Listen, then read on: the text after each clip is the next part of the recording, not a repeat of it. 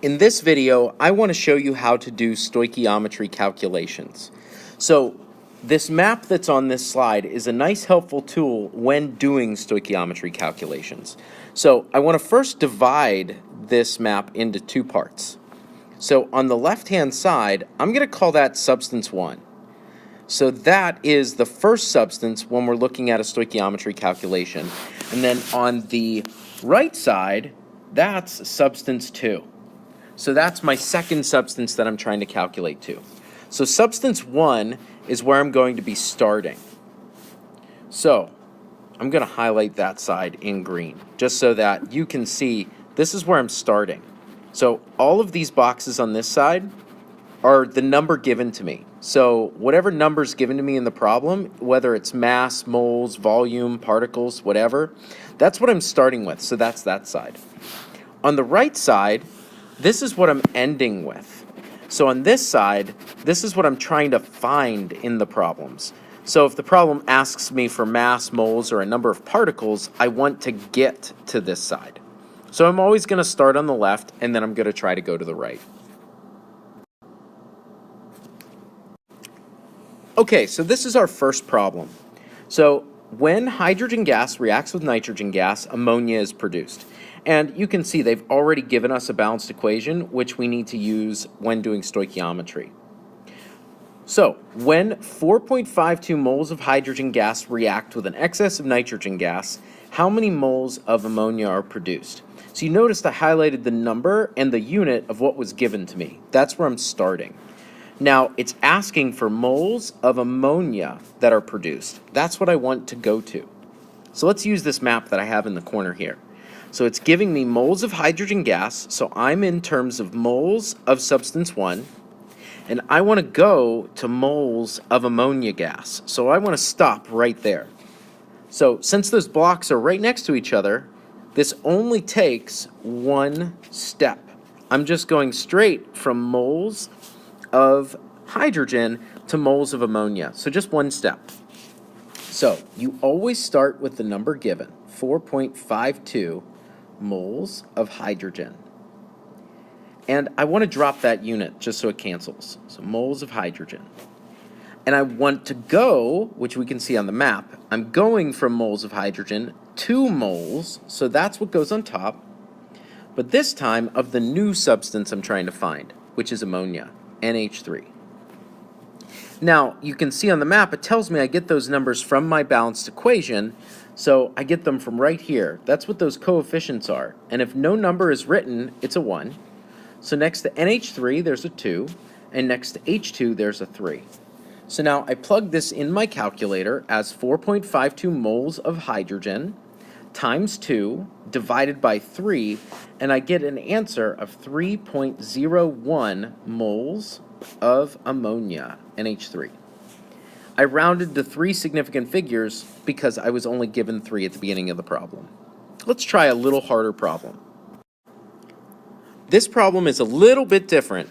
So during photosynthesis, plants convert carbon dioxide and water to glucose and oxygen using energy from the sun. If 7.2 moles of water are used in the reaction, how many grams of glucose are produced? So let's use that map again to kind of game plan this. So I'm given moles of water, so I'm starting at moles of my first substance, and it's telling me to find grams of glucose, which is mass of my second substance. So this problem actually has 2 steps. So let's start with the number given. So I was given 7.2 moles of water. Now let's drop our unit, moles of water. And in my first step, I'm going from moles to moles. So the unit that I want to put on top is moles, but of our new substance, which is glucose, which is C6H12O6. Now I get those numbers from my mole to mole ratio. So next to glucose, there's a 1. And next to water, there's a 6. Moles of water cancel.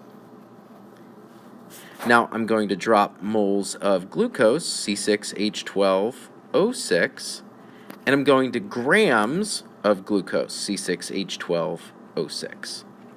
1 next to moles, and now I have to add up glucose. And when I use my periodic table, that comes out to 180.18.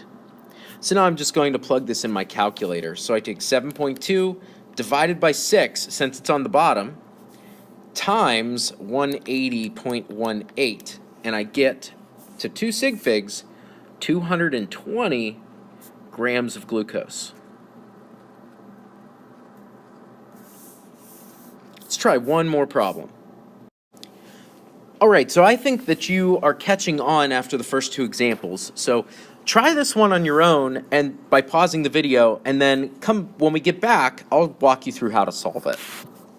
So let's look at what we're starting with. So the reaction of tin with hydrogen fluoride produces tin 2 fluoride and hydrogen gas, which it already gave me a balanced equation for. If 43.57 grams of HF react, how many grams of tin 2 fluoride can be produced? So I'm starting with grams of substance 1, and it's asking me to end at grams of substance 2. So this problem is going to take 1, 2, 3 steps to get to my answer. So let's start with the number given, 43.57 grams of HF. Now I drop grams of HF to get it to cancel, and the first place I'm going is from grams to moles.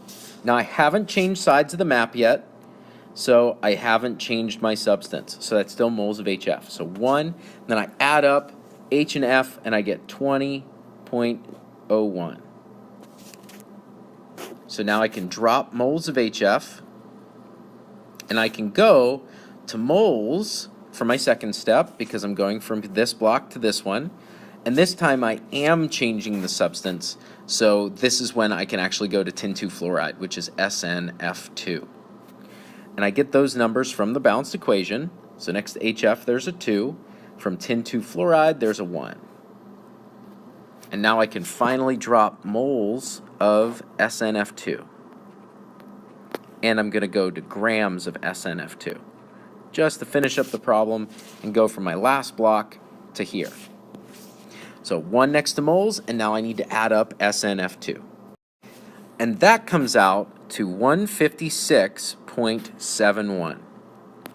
So now I can put this in my calculator. I get 43.57 divided by 20.01, enter, divided by 2, enter, times 156.71, enter.